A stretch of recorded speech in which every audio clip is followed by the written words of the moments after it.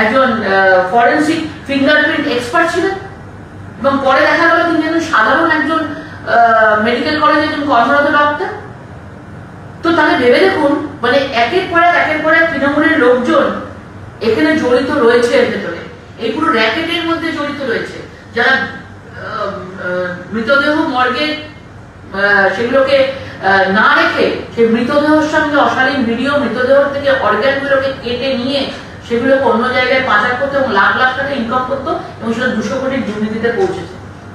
এই আর্যিকরের ঘটনায় আজকে আমরা দেখেছি তিলোত্তমার এই মৃত্যু নিয়ে যখন চারিদিক মানে পুরো সুনামি চলছে আন্দোলনে, সেই সময় এর পেছনেও কিন্তু অনেক আর্যিকর নিয়ে অনেক কিছু মৃত্যু হয়েছিল, সেই মৃত্যুগুলোকে বিভিন্নভাবে সাজানো হয়েছিল।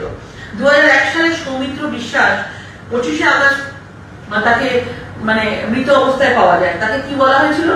বলা হয়েছিল যে পরে মানে তিনি কি করেছিলেন, তিনি মানে প্রতিবাদ করেছিলেন, আওয়াজ তুলেছিলেন যে এখানে পর্নোগ্রাফির কিছু ভিডিও বা এখানে সেই নিয়ে কথা আওয়াজ তুলেছিলেন, সেই জন্য তাকে পুরো মেরে ফেলা হয় তাকে।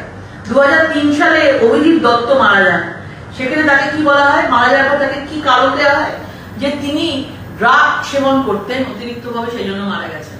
কিন্তু আদৌ তিনি ড্রাগের বিরুদ্ধে প্রতিবাদ করেছিলেন, কিন্তু তাদের কারণ দেওয়া হয়েছিল যে ড্রাগ সেবনে মারা গেছে। 2016 সালে ঘটনা ঘটেছিল ডক্টর পৌলমী সাহার, ঠিক এরকম ভাবে মৃত্যু হয়। এরকম অনেক ভাবে 2023 সালে শুভ্রজিৎ দাস, ডক্টর সায়ন মন্ডল এরকম একটা অদ্ভুত ভাবে মানে মিস্টেরিয়াস ভাবে মারা যায়, তার কিন্তু কোন রকম কোনো তদন্ত শেষ পর্যন্ত হয়নি। তাহলে আপনারা ভাবছেন কি করে যে এই মুখ্যমন্ত্রী আজকে এই তিলোত্তমার বিচার তিনি করবেন? এবং উনি স্বাস্থ্যমন্ত্রীও আছেন এবং স্বাস্থ্যমন্ত্রী হিসাবে উনি এই যে সরকারি হসপিটালে এত রকমের কারবার চলতো, সরকারি অনুদান তো যেত এই স্বাস্থ্য ভবনগুলোতে, তাহলে তিনি এই পাচার চক্রের কোনোভাবেই তিনি মানে কিচ্ছু জানতে পারেননি, সেটা কি করে সম্ভব? এবং এত কিছুর পরেও তিনি সন্দীপ ঘোষকে উপহার দিচ্ছেন, ন্যাশনাল মেডিকেল কলেজের অধ্যক্ষ প্রিন্সিপাল বানিয়ে দিচ্ছেন। এবং এ রাজ্যের অ্যাডমিনিস্ট্রেশন, পুলিশ সবথেকে বড় কথা, যাদের রক্ষা করার কথা তারাও ভক্ষক ছিল, যারাই রক্ষক তারাই ভক্ষক, তারাও এই জিনিস পুরোপুরি ভাবে দেখে গেছে এবং দেখে তারা পকেটে ঘুরে ঘুরে তারা টাকা ভরেছে। এবং আমরা মমতা বন্দ্যোপাধ্যায়ের মুখে অনেক সময় শুনেছি যে 75% পার্টিকে দাও আর 25% নিজে খাও, মানে সেটাও তিনি বলেছেন। মানে তার মানে বোঝা যাচ্ছে যে এই পুরোপুরি যে হাসপাতালের, সরকারি হাসপাতালের মধ্যে যে এত বড় চক্র চলছে সেটা মুখ্যমন্ত্রী অবগত ছিলেন। এবং এই মৃত্যুর জন্য যে আসল যারা দোষী রয়েছে, প্রভাবশালী যারা রয়েছে, কাদের কাদের কাছে এই পাচার চক্রের টাকা পয়সা পৌঁছতো, এগুলোকে বন্ধ করবার জন্য তিনি আজকে রাস্তায় নেমেছেন এবং তিনি বারবার চেষ্টা করছেন প্রমাণ লোপাটের। কারণ প্রমাণ পাওয়া গেলেই তাহলে বোঝা যাবে যে কারা এই ঘটনা ঘটিয়েছে এবং তাদের উদ্দেশ্য কি ছিল। এবং আজকের কথাতে আমি আসছি যে আজকে মুখ্যমন্ত্রী গিয়েছিলেন নিজের চেয়ারকে বাঁচানোর জন্য, চেয়ার বাঁচাতে ছুটে গেছেন। কদিন আগে বলেছিলেন উনি নাকি পদত্যাগ করতে চান, তাহলে আজকে পদত্যাগ কোথায়? পদত্যাগের তো কোনো নামগন্ধ ছিল না। তিনি আজকে চেয়ার বাঁচাতে আজকে সেই ধর্ণা মঞ্চে চলে গেছেন, ধর্ণা মঞ্চে তিনি নাটক করতে গেছেন। তিনি কি বলতে গেছেন ধর্ণা মঞ্চে? তিনি বলতে গেছেন আমি রোগী কল্যাণ সমিতি থেকে আমি ভেঙে দিচ্ছি। তার মানে রোগী কল্যাণ সমিতিতে তুমি এতদিন ধরে যা যা জিনিস হচ্ছে একজন স্বাস্থ্যমন্ত্রী হিসাবে মমতা বন্দ্যোপাধ্যায় কিছু দেখেনি, কিছু জানতো না। রোগী কল্যাণ সমিতি ভেঙে দিলে কি তার আগে কি কি হয়েছিল না হয়েছিল তার তদন্ত কেউ জানতে পারবে না? আমরা জানতে চাই যে এতদিন ধরে রোগী কল্যাণ সমিতিতে যারা ছিল, যে অনুদান এসেছিল সরকারের কাছ থেকে, আর যা যা এই আর্যিকরের মতো জায়গায় বিভিন্ন সরকারি হসপিটালে কি কি হচ্ছিল সেগুলোকে জানতে হবে, সেগুলোর তদন্ত দরকার আছে। উনি নিজে একদিকে বলছেন আমি একা সরকার চালাই না, সরকার চালায় কে? এতদিন ধরে তো উনি বলতেন যে 294টা ক্যান্ডিডেট আমি, সরকার আমি চালাই। তো আজকে হঠাৎ করে তার নিজের জায়গা থেকে অন্যদিকে ঘাড়ে অন্যদের ঘাড়ে দোষ ফেলে দিচ্ছেন না? একটা সরকার চালাতে গেলে একজন পুলিশ মন্ত্রী, স্বরাষ্ট্রমন্ত্রী, তাদের হোম মিনিস্ট্রি, ডিফেন্স সবকিছু দরকার হয়। তার মন্ত্রী কে আছেন? তার মন্ত্রী মমতা বন্দ্যোপাধ্যায় আছেন। সরকারই তো 4, 3, 4 বিভিন্ন রূপে সরকারটাকে চালাচ্ছেন। তাহলে তার সেই ডিপার্টমেন্টগুলো যদি ব্যর্থ থাকে তো তার দায়িত্ব ওনাকে নিতেই হবে। আজকে উনি এসেছিলেন কিসের জন্য? সবচেয়ে বড় কথা কিসের জন্য? বারবার ঘুরিয়ে ফিরিয়ে উনি একটা কথা বারবার বলছেন যে আপনারা সবাই ফিরে আসুন। তো ওনারা তো ফিরে আসতে চান, জুনিয়র ডাক্তাররা ফিরে আসতে চান, তিনি বারবার আলোচনা করতে চেয়েছেন, কিন্তু সেদিন আপনি নবান্নের দরজা মুখের উপর বন্ধ করে দিয়ে আপনি বেরিয়ে চলে গেছিলেন। আজকে আবার মানুষের সিম্প্যাথি নেওয়ার জন্য আবার আপনি ছুটে এসছেন, লোককে দেখাতে এসছেন আমি তাদের জন্য কতটা চিন্তিত, কতটা চিন্তিত আপনি। আপনি বলছেন যে আপনার ঘুম হয়নি, কালকে বৃষ্টি, রোদ, এত ঝড় বৃষ্টি হয়েছে। 34 দিন ধরে তারা বসে আছে সেখানে। আপনার কষ্টটা 34 দিন পর হচ্ছে, লাস্ট 2 দিন আপনার কষ্ট হচ্ছে। সারা বাংলার মানুষের তো সোশ্যাল মিডিয়া থেকে শুরু করে বিভিন্ন লোক মানুষ ওখানে গিয়ে পৌঁছচ্ছে, সাধারণ মানুষ ওখানে গিয়ে পৌঁছচ্ছে কষ্টে। কেউ হাওয়া করছে তাদেরকে, কেউ খাবার খাইয়ে দিচ্ছে তাদেরকে, কেউ সারা রাত তাদের সঙ্গে যাচ্ছে তাদেরকে, তাদের সাথে যে তোমরা লড়াই চালিয়ে যাও বলে। তারাও তো কষ্ট পাচ্ছে, তারাও সারা বাংলার মানুষ ঘুমায়নি। আর আপনি বলছেন আপনি কালকে ঘুমাতে পারেননি ঝড় বৃষ্টিতে, আপনার এখন খুব কষ্ট হচ্ছে। 34 দিন পর সেটা মনে পড়লো আপনার। আপনি বলছেন এতগুলো সাধারণ মানুষ মারা যাচ্ছে। 93,000 ডক্টর সারা পশ্চিমবঙ্গে আছে, তাদের মধ্যে জুনিয়র ডক্টর 7,500-এর কাছাকাছি। এত বড় আপনার পরিকাঠামো, বিশাল আপনার পরিকাঠামো, বিশাল স্বাস্থ্যসাথী কার্ড, 5 লক্ষ টাকা করে সবাই পাবে, আপনি বিশাল করে রেখেছেন। সেখানে 7,500-এর মধ্যে যারা ওখানে বসে আছে তাদের জন্য এতগুলো মৃত্যু হলো। তারা নিজেরাও বারবার বলছে তাহলে সিনিয়র ডাক্তাররা করছেটা কি? সিনিয়র ডাক্তাররা তো কাজ করছে। যখন কোনো বারবার করে কেউ কোনো রোগী যায় তারা সবাইকে সিনিয়র ডাক্তারের খোঁজ করে যে সিনিয়র ডাক্তাররা কোথায় আছে। সিনিয়র ডাক্তাররা তো কাজ করছেন।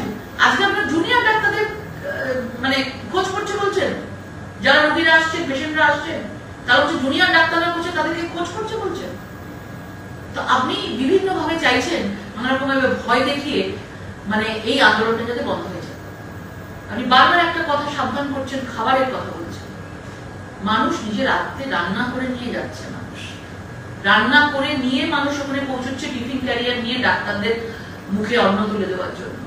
কারণ ডাক্তাররা শীত দ্বারা উঁচু করে কাজ করছে। আর আপনি গেছেন একবারের জন্য মাথা নিচু করতে। মাথা নিচু করতে মানুষ একবারের জন্য অনেক পারে, কিন্তু শীত দ্বারা উঁচু করে আগামী দিনে এগিয়ে যাওয়া, যেভাবে তারা আন্দোলন করছে বিচারের আশায়, বিচারের দাবিতে, তাদের দাবিতে, এটা সত্যিই কিন্তু সারা বাংলার মানুষ কিন্তু ওদের সাথে রয়েছে। তো আপনি যেভাবেই আপনি মানে আজকে যেভাবে আপনি গেছেন নাটক করতে, সেটা মানে সবাই বুঝতে পেরেছে। এই স্ক্রিপ্ট আমরা জানি এবং এটা আপনি আপনার জীবন দশায় আপনি মুখ্যমন্ত্রী থাকাকালীন আপনি এটা করেছেন। আমরা অনেকদিন আগে থেকেই এটা আন্দাজ পেয়েছিলাম যে আপনাকে ধর্ণামঞ্চে আসতেই হবে, আপনাকে ডাক্তারের কাছে মাথা নত করতেই হবে। পদত্যাগ কথাটা এখন বলেছিলেন, আজকে আর পদত্যাগ কথা বলছেন না, আজকে চেয়ার বাঁচানোর জন্য এসেছেন। তো আপনারা মনে রাখবেন ডাক্তাররা যে সিদ্ধান্ত নিয়েছে যে 5টা দাবি তাদের আছে, তারা আলোচনা করতে চায়, কারণ আপনি কোনের কথা শোনেননি, আপনি একাই কথা বলে গেছেন। আপনি একা কথা বলে গেছেন, একা কথা বলে আপনি দুটো মাইক নিয়ে কথা বলে গেছেন, কারোর কথা শোনেননি, আপনি বেরিয়ে চলে গেছেন। তারা আলোচনা চেয়েছে, তারা আবারও আলোচনা চাইছে। আমরা একজন পার্টি জনপ্রতিনিধি হিসাবে এটুকুই বলতে চাই যে ডাক্তারদের আন্দোলন অরাজনৈতিক আন্দোলন তারা এগিয়ে চলুন। আমরা আছি, একজন মা হিসাবে আছি, একজন মেয়ে হিসাবে আছি আমরা, এবং তাদের পাশে আছি। তাদের অনেক অনেক আশীর্বাদ, ঈশ্বরের আশীর্বাদ আছে, এবং তারা শারীরিকভাবে সুস্থ থাকুক এবং তাদের দাবি নিয়ে তারা এগোতে থাকুক। এবং আপনি বারবার বলছেন কেউ আমার শত্রু নয়, কেউ আমার বন্ধু নয়, যারা দোষী আমি খুঁজে দেখবো, দাদা যদি দোষ প্রমাণিত হয় তাহলে তাদেরকে আমি সরাবো। মানে আপনি বলতে চাইছেন এই তিলোত্তমার জন্য কেউ দোষী নয়, এই তিলোত্তমার এই অভয়ের জন্য মানে অভয়া আত্মহত্যা করেছে, সুইসাইড করেছে, কেউ দোষী নয়।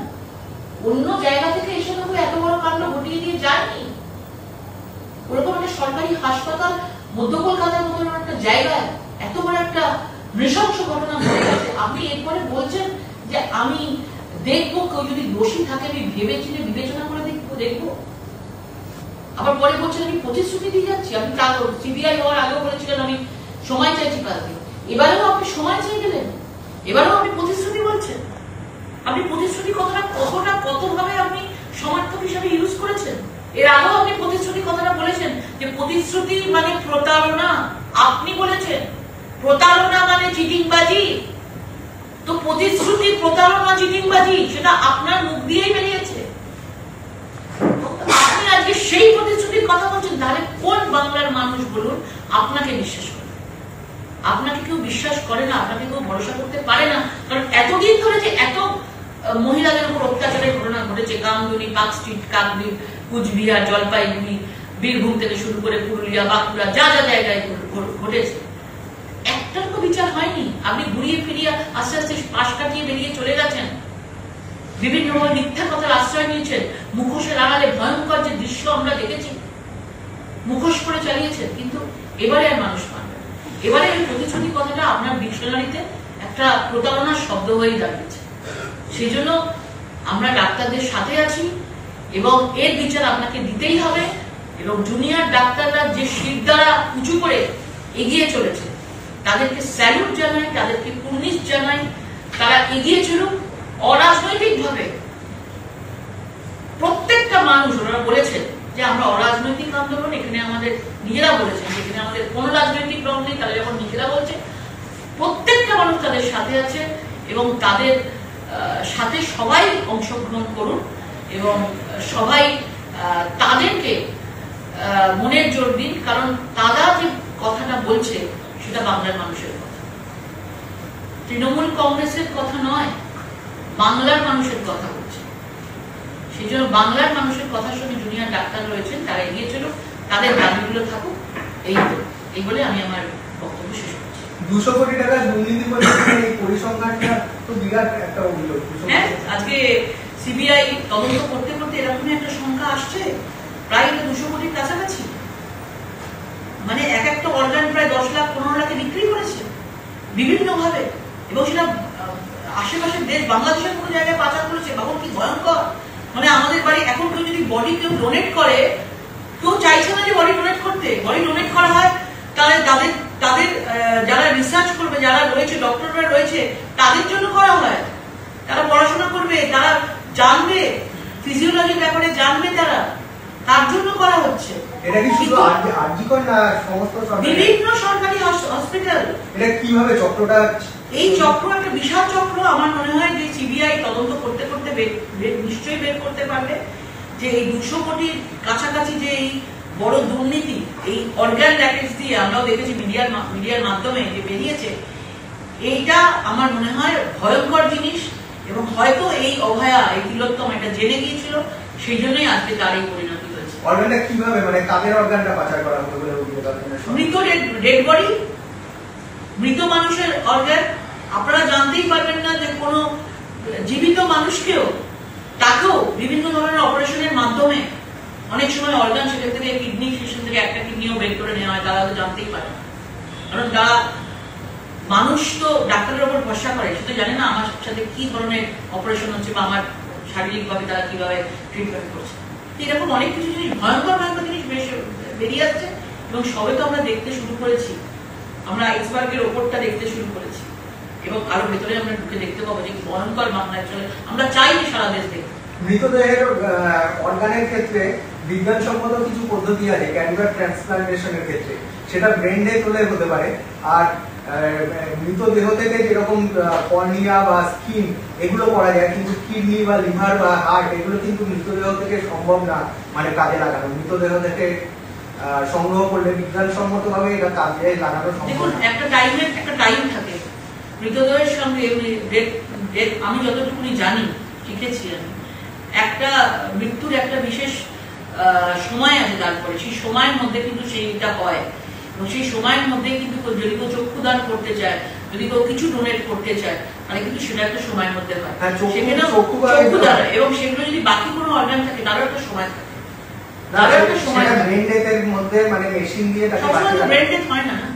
সবসময় তো আপনি বলতে পারবেন যে কোনো মৃতদেহের ব্রেন ডেথ হচ্ছে। আগে তো মানুষের কোনো সময় নানা রকমের নিশ্চয়ই তাদের বৈজ্ঞানিক পদ্ধতি আছে। অর্গানগুলো তো নেওয়া যায় না ব্রেনের ছাড়া, আর এটা রোটর অনুমতি নিয়ে করা হয়, মানে কেন্দ্রীয় একটা প্রতিষ্ঠান। কোনো কিছুর অনুমতি এখানে নেওয়া হয়নি। আপনাদেরকে সেটাই বলছি, কোনো কিছুর অনুমতি নেওয়া হয়নি। পুরো চক্র কাজ করেছে, কালো চক্র কাজ করেছে, অর্গান ব্যবসায় কালো চক্র এখানে কাজ করেছে। এটা কি আপনারা জানাবেন? সিবিআই কি আপনাদের? তারাই তো জানাচ্ছে, আমরা সেখান থেকেই পাচ্ছি কথাগুলো। আমরা তো মানুষের সঙ্গে তুলে ধরছি। আমরা চাই কি মানুষের ঘরে ঘরে এটা পৌঁছক। এই সরকারি হসপিটালকে তারা কি করে বিশ্বাস করে? এইরকম ধরনের সন্দীপ ঘোষের মতো প্রিন্সিপালকে তারা তো ভাবতেই পারে না এইসব ধরনের। তারা জানেই না, তারা ডাক্তারের কাছে যায় চিকিৎসার জন্য। তারা তো জানে না যে তাদের কাছ থেকে কি লুট করে নেওয়া হচ্ছে।